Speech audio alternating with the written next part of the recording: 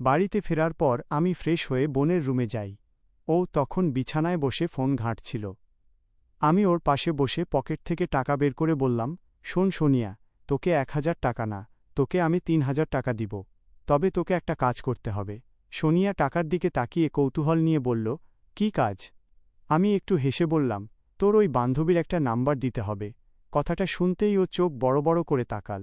তারপর চেঁচিয়ে উঠে বলল, ওই শালা, তাই তো বলি, তুই আজ এত ভালো হয়ে গেছিস কেন? তোর মনে এই ছিল?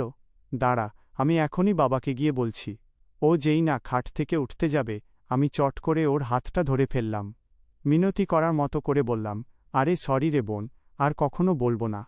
এই নে, তোকে 3000 না, পুরো 5000 টাকা দিচ্ছি। প্লিজ বাবাকে কিছু বলিস না। সোনিয়া টাকার দিকে তাকিয়ে একটু ভাবল। তারপর দুষ্টুমি ভরা মুখে বলল, উহু, এতে কম হয়ে যাচ্ছে। আর একটু বাড়াতে হবে, না হলে কিন্তু এখনই ডেকে বলে দেব। আমি কপাল চাপড়ে বললাম, আচ্ছা বাবা, তুই বল কত নিবি? ও মুচকি হেসে আঙুল উঁচিয়ে বলল, 8000 টাকা। আমি আর ঝুঁকি না নিয়ে বললাম, আচ্ছা, তোকে আমি পুরো 10,000 টাকাই দিচ্ছি, তুই শুধু বাবাকে কিচ্ছু বলিস না। টাকার অঙ্কটা শুনে সোনিয়া এক লাফে সোজা হয়ে বসল। ওর মুখ খুশিতে চকচক করে উঠল। টাকাটা হাত বাড়িয়ে কেড়ে নিয়ে ও আমার দিকে তাকিয়ে গাল ফুলিয়ে বলল, ইয়েস, এই তো আমার সোনা দাদা, তোর সব অপরাধ মাফ করে দিলাম। বোনের এমন লোভী আর মিষ্টি রূপ দেখে আমি শুধু হেসে মাথা নাড়ালাম। পরের দিন সকালবেলা আমি অফিসের উদ্দেশ্যে বের হলাম। নতুন চাকরিতে জয়েন করার একটা অন্যরকম উত্তেজনা কাজ করছিল মনের ভেতর।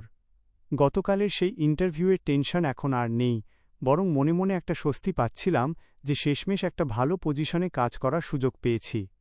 বাইকটা স্টার্ট দিয়ে আমি যখন মেইন রোডের দিকে যাচ্ছি, তখনই সোনিয়ার সেই সকালের দুষ্টুমির কথা মনে পড়ে গেল। মেয়েটা যেভাবে আমার কাছ থেকে 10,000 টাকা আদায় করে নিল, ভাবলেই হাসি পাচ্ছিল। তবে ও মুখ বন্ধ রাখবে, এটা অন্তত নিশ্চিত।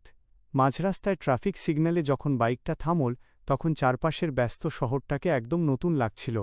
জীবনের এই নতুন অধ্যায়টা কেমন হবে, কিভাবে অফিসের কাজ সামলাব, এই সব ভাবতে ভাবতেই আমি কোম্পানির বড় গেটটার সামনে এসে পৌঁছালাম। গেটের দারোয়ান ছিলাম ঠুকে ভেতরে যাওয়ার রাস্তা দেখিয়ে দিল। বাইক পার্কিংয়ে রেখে আমি যখন কাঁচের বড় দরজাটা ঠেলে ভেতরে ঢুকলাম, তখন বুঝলাম, আজ থেকে আমার সত্যিকারের এক নতুন জীবন শুরু হতে যাচ্ছে।